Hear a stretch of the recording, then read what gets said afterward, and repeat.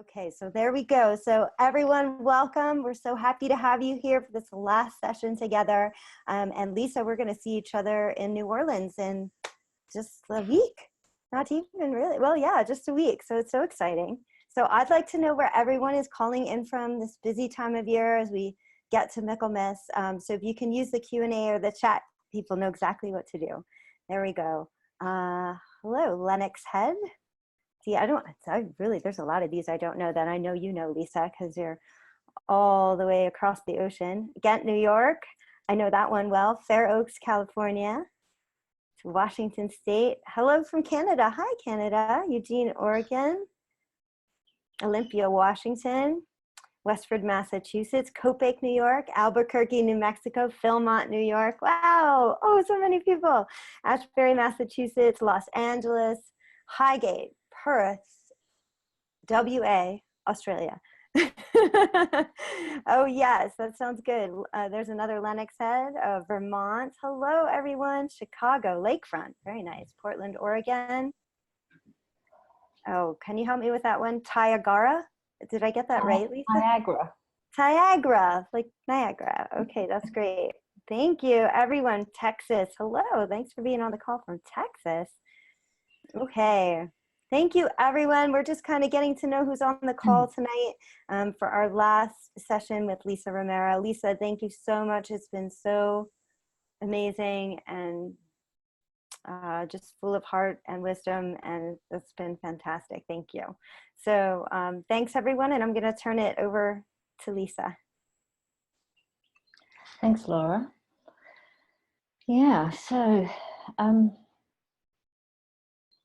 I want to look at this session and just in a way continue on, and at the same time perhaps round up a little bit of some of the thoughts that we've been working with. And I also am quite interested in how people have gone with the practice, because that's one of the keys, of course, that in this age when there is so much information and so much that can be read, and we have such a good mind to understand things, when it comes to inner development, it is not simply a matter of reading or hearing and understanding, but actually this practice. How do we work on our own development so that we take in these thoughts of wisdom, we take in these ideas that are streaming from the spiritual world, and that by having a deep relationship to them, they begin to change us and transform us. And it's something that each of us finds our relationship to. How well can we practice? Because as we talked about in the beginning sessions, we do have a weak will. And the will has to come out of ourselves. Nobody can actually do that for us. But that is part of the work. In the practice, the will is strengthened. And as I mentioned at the very beginning, we kind of need some inner development to do inner development. And it is that free will that is strengthened over time. So the encouragement of getting into the practice, how in time that will affect us is, yeah, it's a part of what makes the difference. So we want to keep moving today to understand a little bit of what we're doing and why we're doing it. We can say that the human being is aware of certain realms of consciousness, even though we may not be aware of them. Someone just said that the video is on. Yeah. You okay? Yeah, I think it's okay. No, you're good. Good.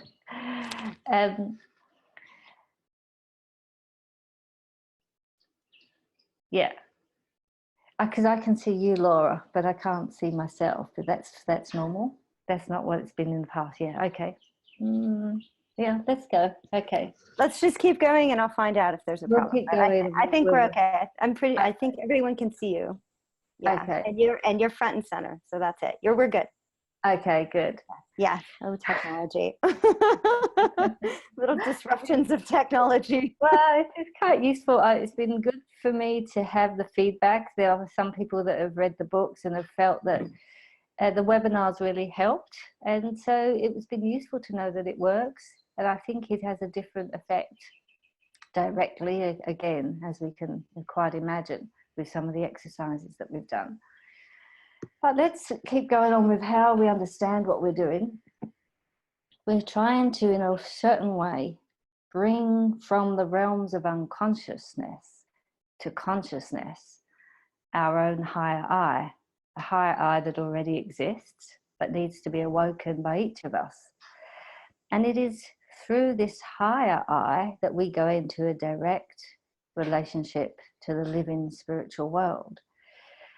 But we also are aware that inner development can lead a human being through challenging and tempting realms, because as you can recognize, if we were to develop through the inner path the observer self, the experiencing soul and the free will without a relationship to the divine spiritual world, we could become far more egotistical, because just for those of you that have already glimpsed these capacities, they give us a very strong and potent sense of our own self-reliance, for instance. We can also observe the world, experience it, and not be as personally affected by it. And that's a useful thing, but that can also be a misused power. So inner development does produce stronger capacities that do not need to be utilized for a relationship to the spiritual world. And that's why we're bringing it in the form that is here. So we're not just looking to develop the observer, but the faithful observer, the observer that looks towards the divine spirit, what is behind the appearance of things. We're not just developing a free will, but even a good will. Now, many of you already would have a sense of how this path is cultivating that, because we've given these 3 indications of the goodwill: to seek the divine, which we're working with the verse, with the particular exercises already are indication that we're not just trying to seek any experience, but a connection with the divine spiritual world. And develop virtues. Now that's interesting, because already some of you would know that just in these 2 weeks of practice, virtues are beginning to be tested or strengthened. Patience, for instance. Some of you would have had this experience of working with a verse and feeling that I'm not sure that it's doing anything. Am I getting it? Perseverance, patience, perseverance.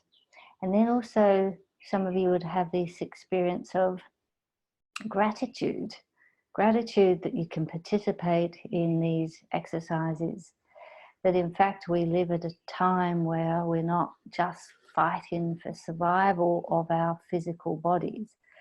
We've built a world of which it's possible that we can dedicate some time to inner work.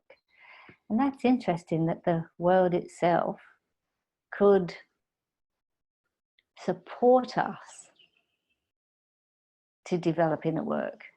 So for instance, when we develop the technologies of the will, as they're sometimes called, or the technologies that we would normally have to do with our will forces, like ploughing fields and building fires and dishwashers and blenders and everything that we would normally use the human will for. We built these technologies of the will, and it's potentially liberated the human will. So we have more free time, potentially. And that's interesting because, you know, when they've done these studies, they actually look at the modern household would require 23 servants today to maintain that. And sometimes I say, well, it's at least 3 servants are making a green smoothie in the morning. Yeah, what a world we would have to live in, which would be so different if we didn't have technology of the will.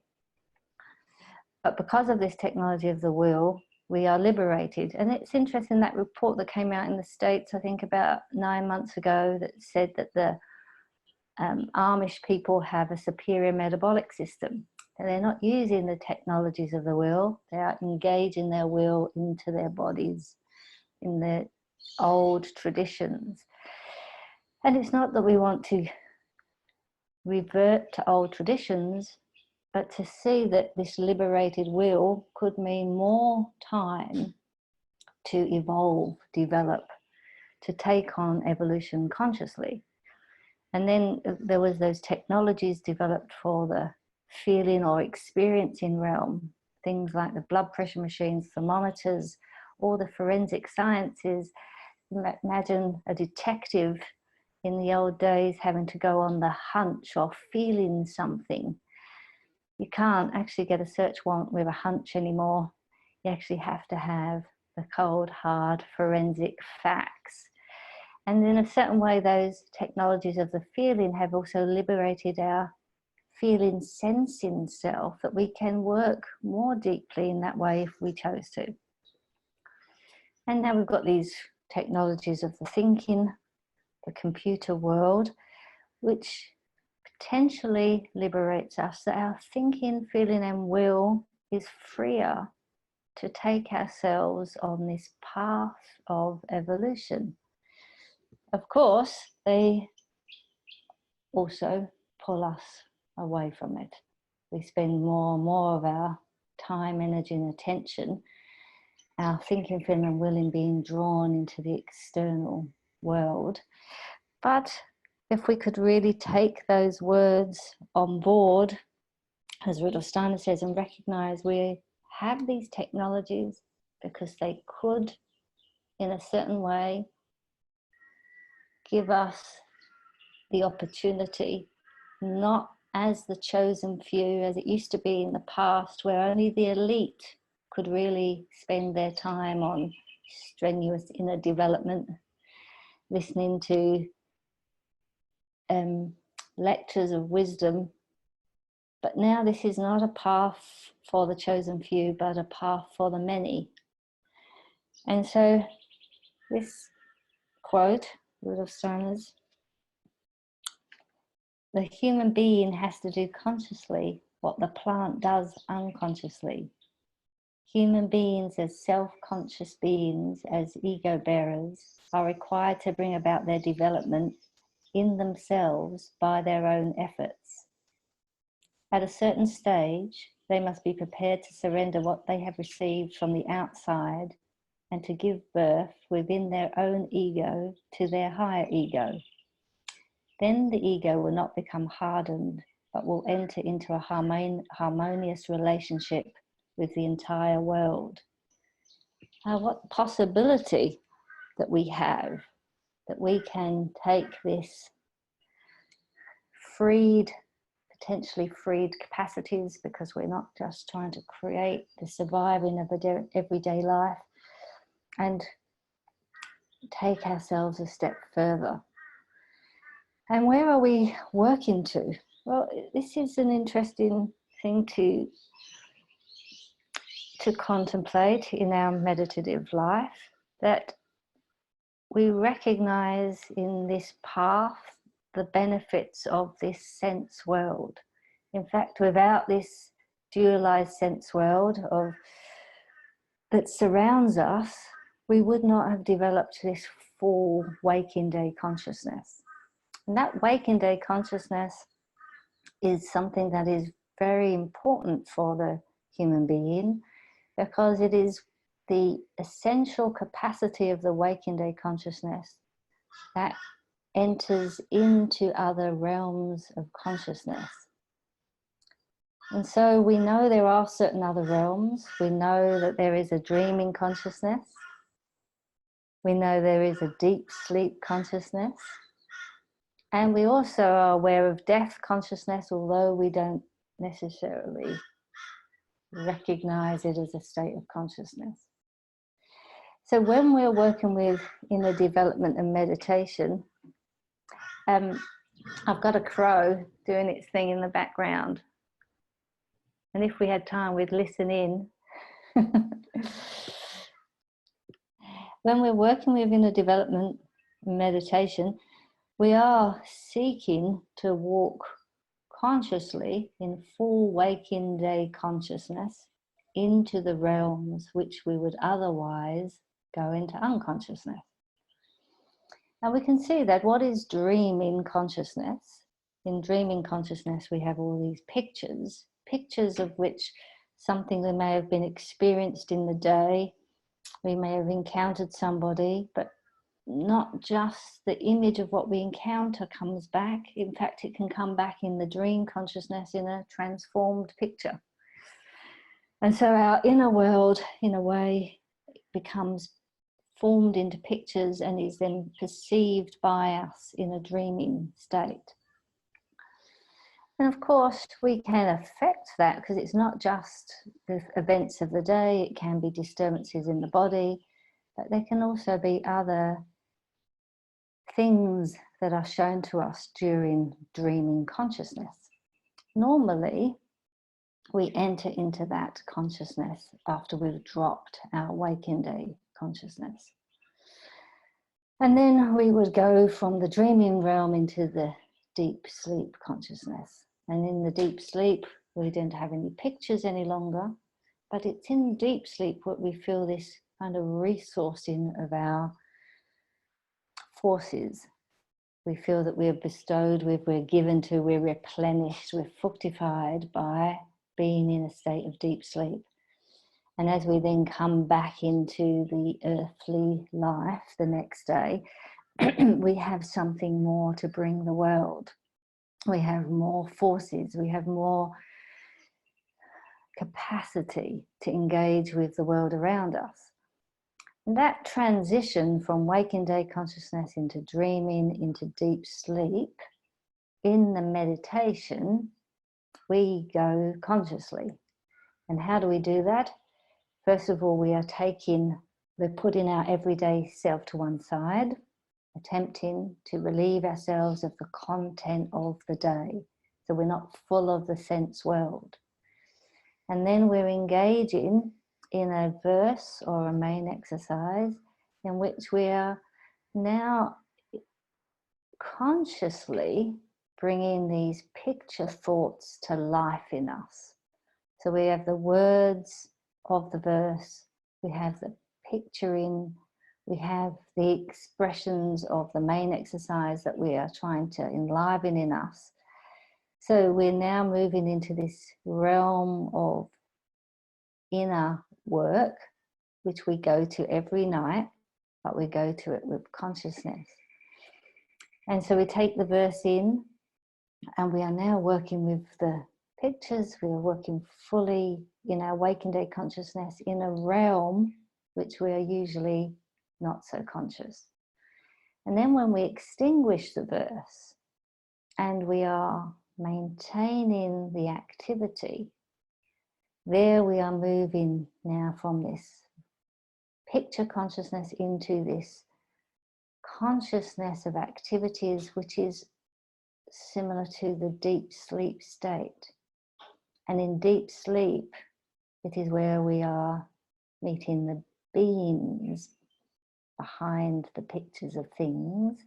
And that is why I said last time, if you can achieve this capacity to move from working with the verse, working with the main exercise, deeply engaging it, everything with it, and then extinguishing it but remaining in the activity, then you begin to start to glimpse the meditative experience, but we also feel strengthened by it. 15-minute meditation can feel like 4 hours of sleep. We feel replenished, we feel like we have more to bring, we have more forces, we have more to give the world. And so we are moving from this waking day consciousness into this thought and picture consciousness with consciousness of the waking day consciousness. We're not going into dream state. We don't want things to pop in and out of our minds. We don't want to be falling asleep, but maintaining our consciousness. And then when we extinguish the verse, we are entering into that realm which we usually only go in deep sleep. And into that realm we stay active, but without content.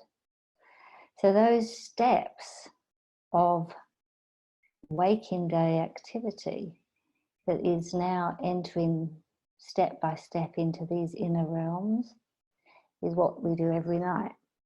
But a meditant is actually going to walk that path with full consciousness. So the next step, after we have worked with the verse or the main exercise, we've extinguished the content, so we're now with the activity, which is equivalent to that deep sleep consciousness, but we're not asleep, full waking state. But from the outer perspective, it could look like we were asleep. Then the next possibility is that we then also extinguish that. And of course, that is very difficult. It's already difficult to extinguish the content of our thinking, feeling, and will. And in a way, the more we're able to give ourselves to the verse or to the main exercise, the more we're able to pour ourselves forward intensively into that verse, the easier it becomes for us to eliminate the content of it and stay with the activity. But that in itself is difficult. That requires practice. One doesn't do that overnight. So we can understand the realms of the spirit quite simply, but to have these exercises change us, we have to engage with them. So we are formed in a way by engaging with the exercise. Our capacities of the observer, the experiencing, and the free will develop through engaging with the exercise. But more than that, we start to have an ability to enter into other states of consciousness that we usually only enter into unconsciously.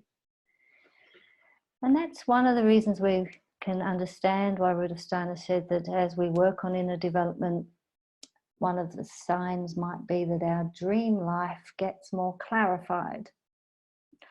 As we order our thoughts, our feelings, our will activity, as we take an effort to bring certain form into them, then it also is reflected, because our dream life that's reflecting our soul activity also takes on more order.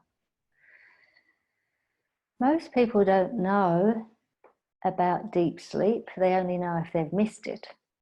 And it's interesting, someone can dream all night long and yet wake up feeling exhausted. Or they can say, I never slept a wink, when in fact you heard them snoring all night. But they didn't, what they're saying, I didn't get to that state of replenishment. And that state of replenishment really comes about in the deep sleep.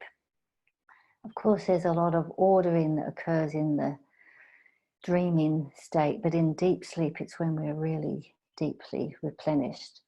And so when we take that step in our meditative exercises, where we are now dropping the verse or the main exercise, and we're now just staying with the activity, we're now attempting to be conscious in that realm which we are very unconscious, in the realm of deep sleep. Now, if we're to drop the activity as well, it completely extinguish that so nothing exists, then we potentially have a glimpse in that realm of death consciousness. And the poet says, to die before we die. To meditants learn to die before they die. We learn to cross the threshold into the realm that we would only cross in death. But in this path, we don't want to jump to that realm of extinguish into nothing. We actually want to walk consciously through the other realms of consciousness, because that is actually the pathway of humanity, to have this relationship to the realm of conscious picture consciousness, where we have put our own soul forces in freedom into a relationship with the divine, is essential before we then engage with the beingness or the other consciousnesses that live behind the appearance of things, which is what we do when we do the extinguishing. Then to step into that death consciousness, where we step through that deep change within us, that's a possibility of the meditative life. And if one has that experience, then you know for yourself that you do not die. Of course, we're not talking about the everyday self, because the everyday self and the content of that has long been put to one side. But what is that consciousness that continues on there? And it is interesting when Rudolf Steiner gives this picture that the thinking goes through the least change in the other realms of consciousness. Now that can be hard for people to understand unless you've understood the observer witnessing self as the capacity or the force of thinking, because it's not the content of thinking that doesn't change, but in fact this capacity or the force of thinking stays present. And some of you may have had that experience where you're dreaming and you become awake as an onlooker to the dream. Now there is a difference between being awake as an onlooker, as an observer of the dream with your witnessing self, and being in the dream as a lucid dreamer. As a lucid dreamer, we enter into the dreams and we're in there with our personal self and we're saying, oh, yeah, I'm dreaming. What can I do with these dreams? Of course, our personal self has awoken up into the dream state. That's quite different from having a continuation of consciousness where the capacity for waking day consciousness in the form of thinking, not as content, but as the observer, is now awake to this other realm. And it can also happen for a few people that we become awake even in the deep sleep realm, and we become aware that we're in a very different place from the dreaming realm, very different place from earthly sense-born experience. And that's why we can begin to experience this understanding where Steiner says you recognize yourself as a being amongst spiritual beings. Now, spiritual beings, of course, can arise all sorts of thoughts into our head.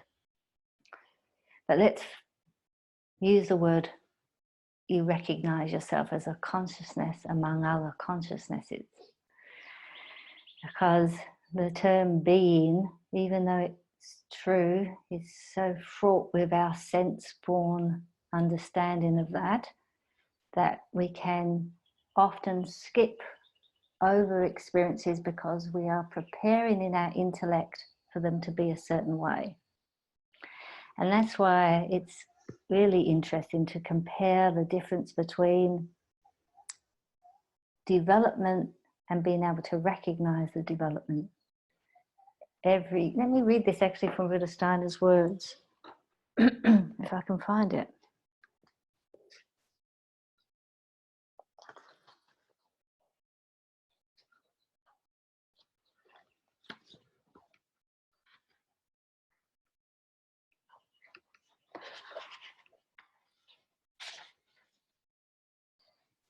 This is from 1914. It has often been emphasized that one must distinguish between progress in esoteric development and noticing the progress.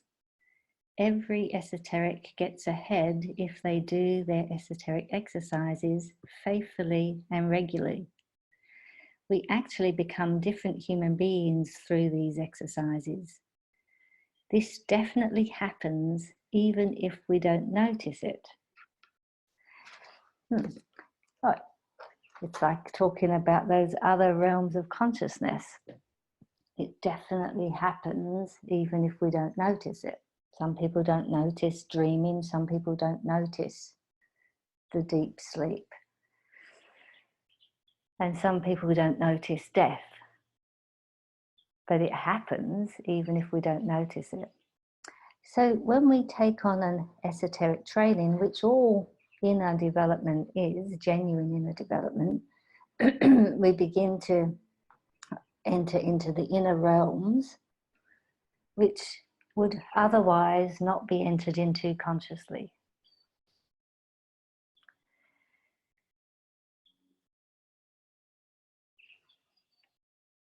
This builds for the human being greater capacities.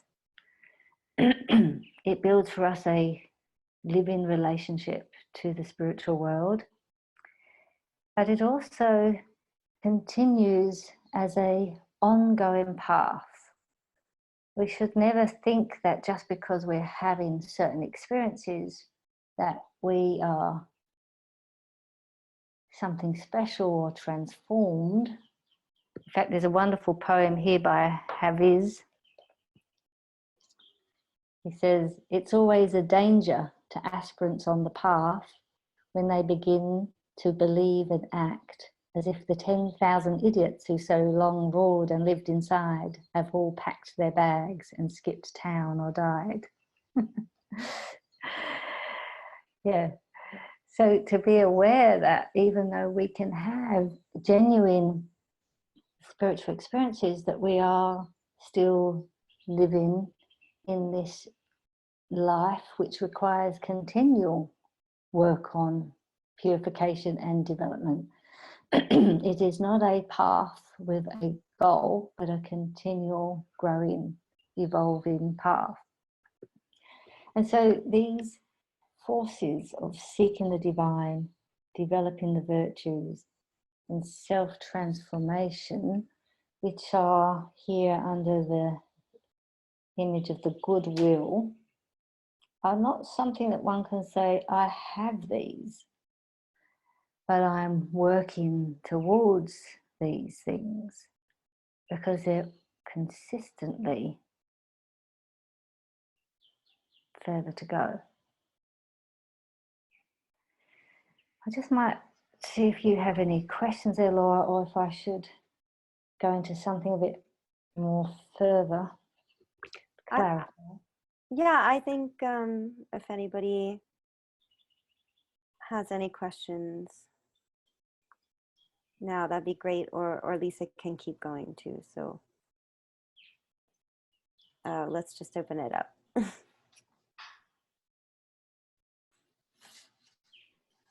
I think everyone can see the board pretty clearly. I can't see the bottom one now, but that's just because of my view. So it says goodwill, seek divine, develop virtues, and then the last one is, there it goes, self-transformation. Yeah, great, thanks. I think you should keep going. Okay. Yeah.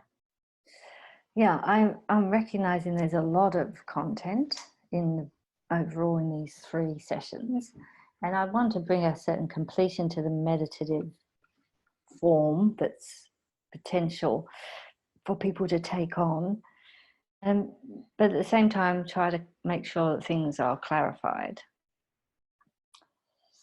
So one of the things I would ask is a question. In just the couple of weeks of working with the verse, we have already begun this process, because it's actually stated that a step in genuine esoteric development is actually a step towards a goodwill. And even though Rudolf Steiner indicates from the very beginning of knowledge of the higher worlds, for every step on the path of development, we must take 3 steps in moral development. We can understand this because of what we have to pass through. And yet, if we are working with a esoteric verse and exercises that stream out of the schooling, within the relationship to the exercises, we are being schooled in these things. And that's the thing I would be interested in, is hearing for individuals how they have experienced something of this, what virtue is called up for us, for each of us, could be very different. It's not the same thing. How have we experienced this working with the verse as the verse works with us? What are the virtues that you have become aware of, even though you may have been aware of them in their so-called negative state of impatience? But we can still be aware that something is being schooled in us through engaging with this quality of inner development exercises. So that's one question I'd like to ask. Does anyone recognize that just in the 2 weeks of working with a verse, that there are things that are being worked in us? So if there are any questions or anyone wants to respond to that. Yeah, okay. So we did have someone that said peace virtue. That's really interesting. So peace is peace of virtue, because in a way peace is here on this board, although it's not been written in, because one of the things that the soul will experience, and I'll put it in here, I'm going to put it in here back to front, and not just call it peace, but the peace, because this experience in soul, when it begins to extinguish the content, one of the first and deeply strengthening experiences is that we can experience the peace. And I call it the peace because it does feel as though there is something there with us, not that, oh, I am now just at rest in my personal self, but that there is a quality, a presence perhaps of another activity. So often when we extinguish the verse, we imagine in the extinguishing that we might receive some kind of illumination or insight as a first experience, but that's often not the case.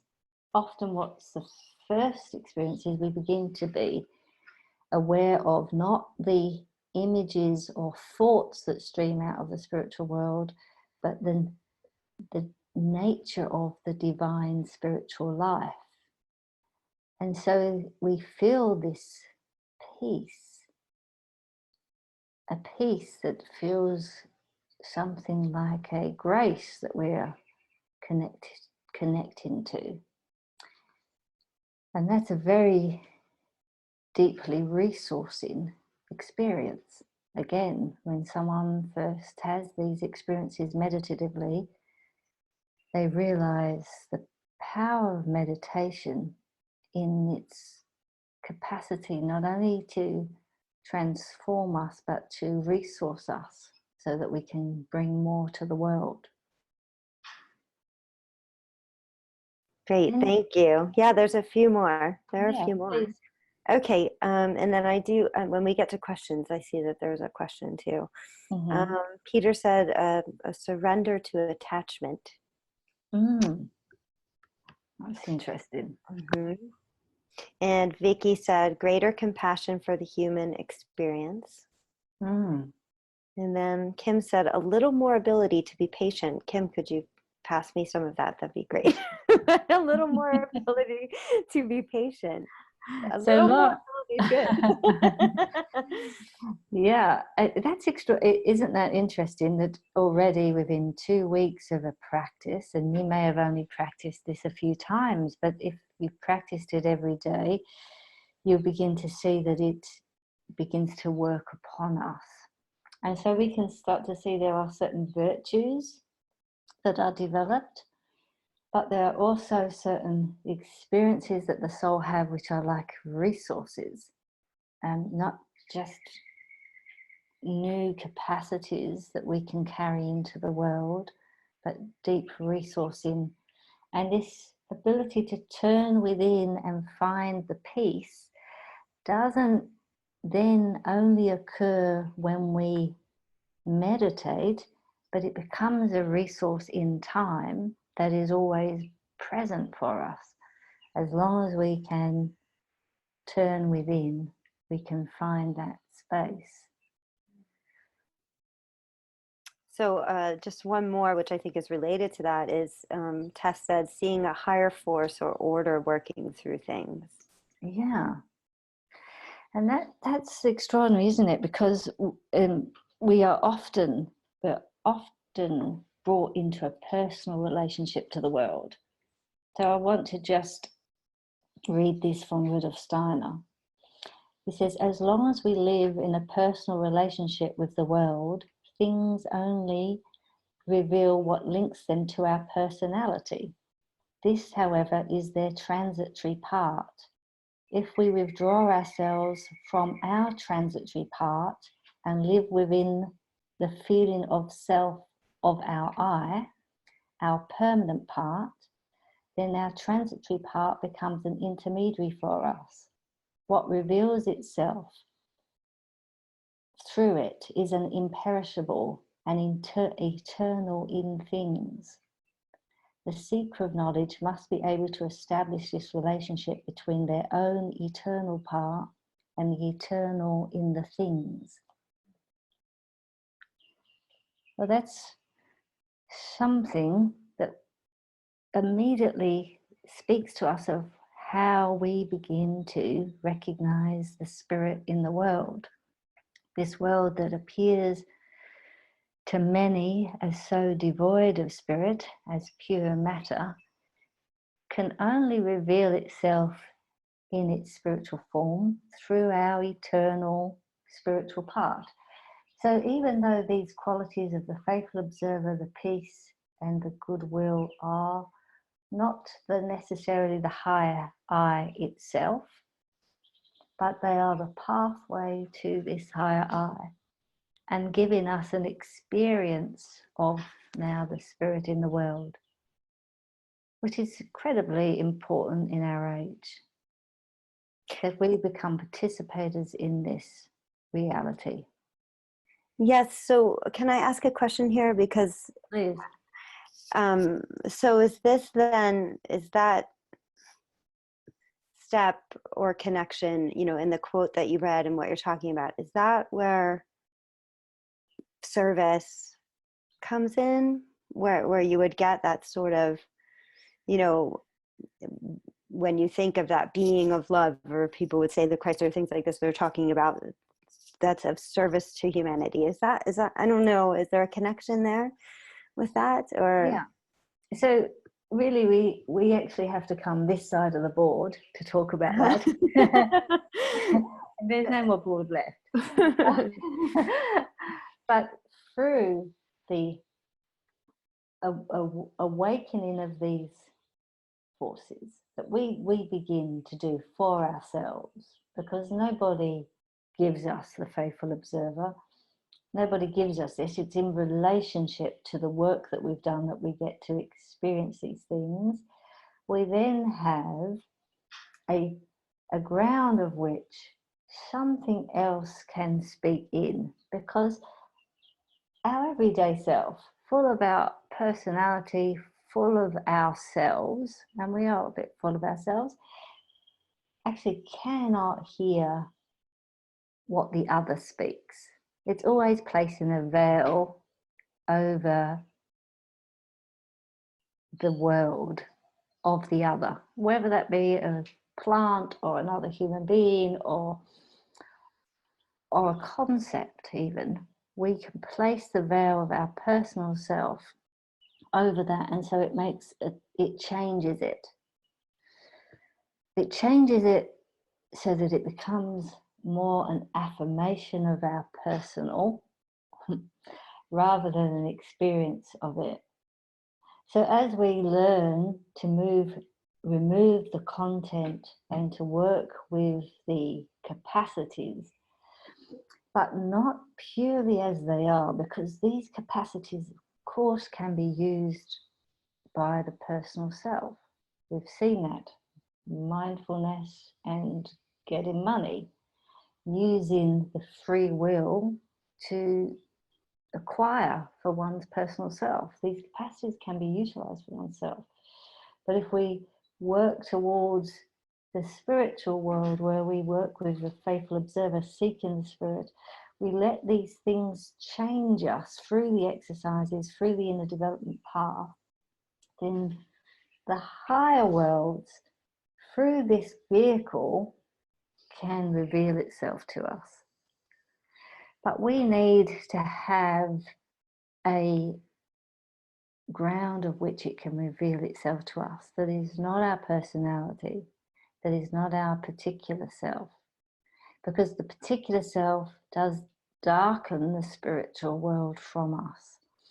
Even if we like to, in a new age sense, view the world as all spiritual, from our particular self, it's not giving us a relationship to the true spiritual world. So from this side, this is now when someone awakens to the higher I, even though we might not call this the birth of the higher I yet, because it isn't born spiritually fully, but we are able to be aware of this second self through these capacities that are developing. When we become awakened to this second self, then we also realize the spiritual world for ourselves. But this is only the beginning of the way. This is the beginning of our relationship to the spiritual world. So through the higher self, the first awakening really is the first step on the path to our initiation, as we might use that word. Because from here on, the higher I then goes through many trials, transformations, as we awaken more and more from the unconsciousness, the consciousness of this higher I. Now you had another question. That's great. Thank you. I better start on the board so I can move off the board. Need to at least get on the board. I had a hard time doing that. Okay. Yes, there is a question. Are you taking questions now? Do you feel that? Yes. Yeah, okay, great. So others that have questions, please feel free to ask them. And I think you've covered this a bit when you talked about mindfulness and money and things like that. But someone is asking, what are some dangerous things to consider or guidelines you recommend when walking the path of the different levels of consciousness? Is there, so you've given us a bit about that, but is there Yeah. anything else? Well, one thing that there are so many things in a way, but if you consider what we are attempting to develop for ourselves, we really want to protect our free will. And of course, this esoteric path is clearly to protect that. But people sometimes want experience regardless. And so that they're prepared to do things to have experience, even though they have not achieved that out of their own inner development or out of the development of the free will. And so things like using a substance to alter consciousness undermines the free will, even though someone may say, but I have now an experience. But what experience is that? And that's where it gets complicated, because if we're not working with a clarified relationship to the exercises and know what we're doing and why we're doing them, but instead we're just trying to seek experience, then we're going to find our own personal self involved in those things. And, the first step of inner development is all about purification. And purification is not done by looking at all the errors necessary that live in me, but rather focusing on those out of my own free will, the divine activities, and how do I build a relationship to them. And that's what supports the purification process. But in the purification process, things can rise in the soul. And so sometimes people have experiences that have actually arisen out of a purification process, even though they may appear to be inspirational. And so that's why we wouldn't perhaps take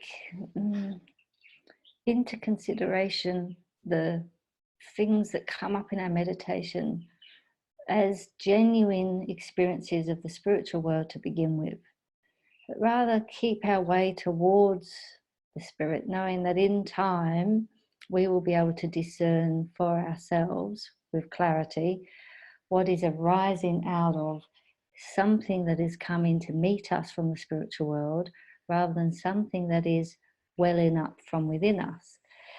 And like all the aspects of inner development, the practice helps to clarify that. And so if we have a one-off experience, we keep practicing. So there are certain dangers, but primarily the greatest hurdles are the ones that we ourselves have placed in the way, as it is said. And at the same time, we know that humanity itself has to go through this evolutionary stage, which means that we can easily get caught up in using these capacities for ourselves. Great, thank you. I think there's, let's see. Let me see. Okay, here's a question from Carlos. What is the relationship between the higher self, the higher I, and the soul? Yeah, so this is really interesting, because in a way we're looking at the aspects of the soul when we look at thinking, feeling and willing, and we're looking at the observer, the experiencing self, the free will, and even the faithful observer, the peace, the goodwill. But this vehicle of the soul activity allows us to become conscious of the higher I. So we can't really become conscious of the higher I without the soul activity being there, being aware. Because,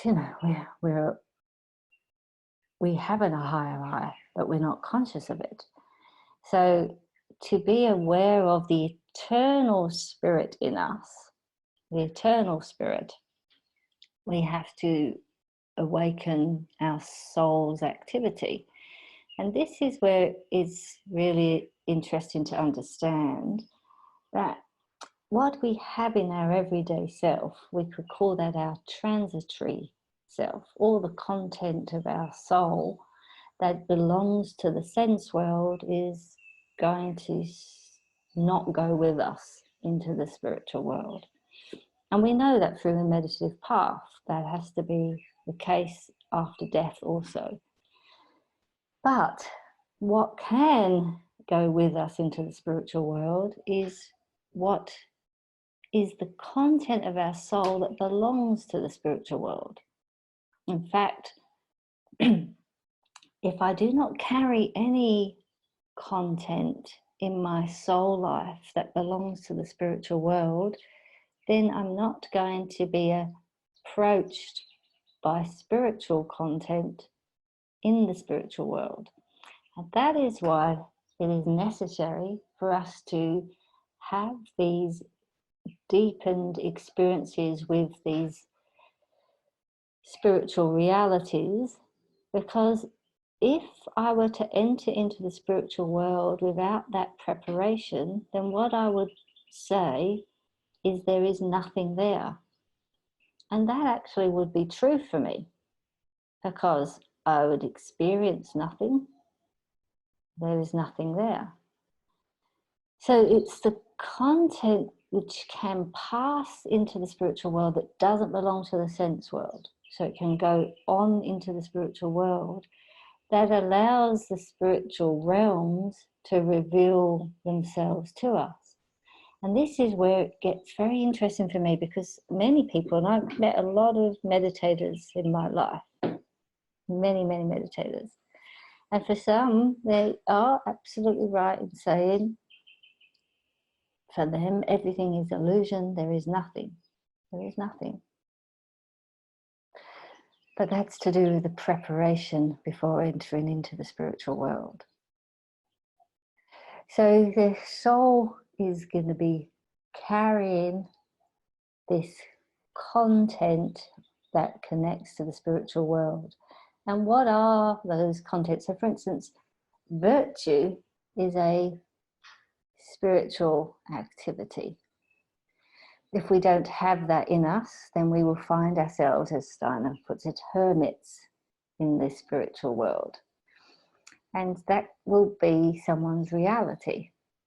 So from this path, we could jump to the higher spiritual world without preparation and have an experience of the vastness of consciousness, but it won't tell us directly, I'm a spiritual being amongst other spiritual beings, unless the soul life has spiritual content resounding within it. Now, this path of building the sheath of which the higher I can become aware, that is a part of the transformed soul. So the soul that is my everyday personal activity, if it's transformed, it becomes the skin of which we become aware of the I. And we could say that in order to be aware in any realm, you need a vehicle to be aware in. The vehicle for the higher I to reveal itself is the individual soul.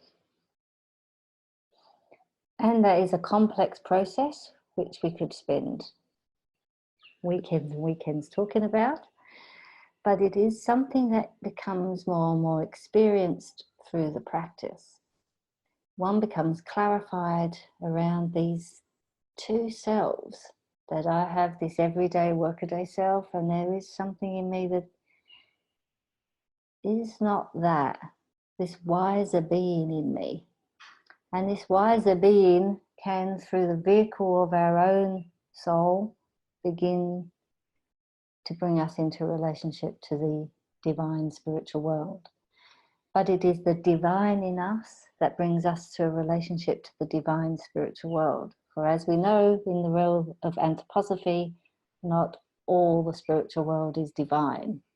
So if we were to enter into that realm, say, through an induced mystical experience, through LSD or some substance,